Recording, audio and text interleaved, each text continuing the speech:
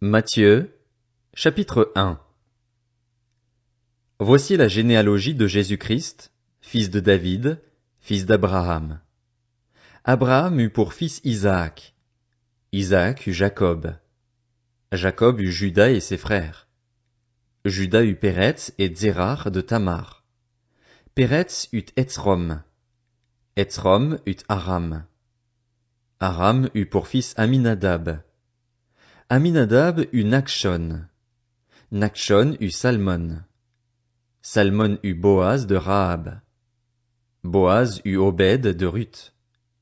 Obed eut pour fils Isaïe. Isaïe eut David. Le roi David eut Salomon de la femme d'Uri.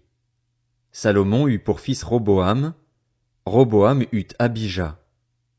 Abijah eut Asa. Asa eut pour fils Josaphat. Josaphat eut Joram. Joram eut Ozias.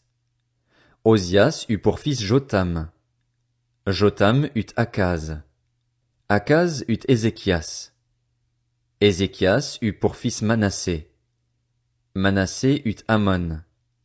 Amon eut Josias. Josias eut pour descendant Jéconias et ses frères, à l'époque de la déportation à Babylone. Après la déportation à Babylone, Jéconias eut pour fils Shealtiel. Shealtiel eut Zorobabel.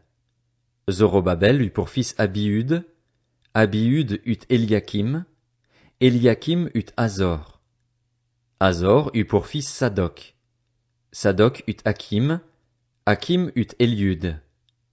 Eliud eut pour fils Éléazar. Éléazar eut Mathan. Mathan eut Jacob. Jacob eut pour fils Joseph, l'époux de Marie, de laquelle est né Jésus, qu'on appelle le Christ. Il y a donc en tout 14 générations depuis Abraham jusqu'à David, 14 générations depuis David jusqu'à la déportation à Babylone, et 14 générations depuis la déportation à Babylone jusqu'au Christ. Voici de quelle manière arriva la naissance de Jésus-Christ. Marie, sa mère, était fiancée à Joseph. Or, avant qu'ils aient habité ensemble, elle se trouva enceinte par l'action du Saint-Esprit. Joseph, son fiancé, qui était un homme juste et qui ne voulait pas l'exposer au déshonneur, se proposa de rompre secrètement avec elle.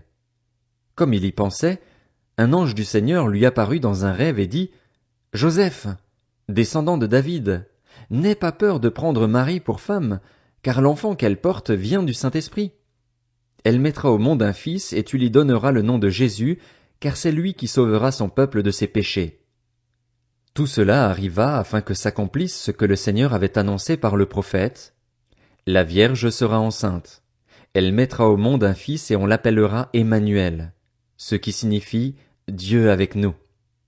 À son réveil, Joseph fit ce que l'ange du Seigneur lui avait ordonné et il prit sa femme chez lui, mais il n'eut pas de relation conjugale avec elle jusqu'à ce qu'elle ait mis au monde un fils, premier-né, auquel il donna le nom de Jésus.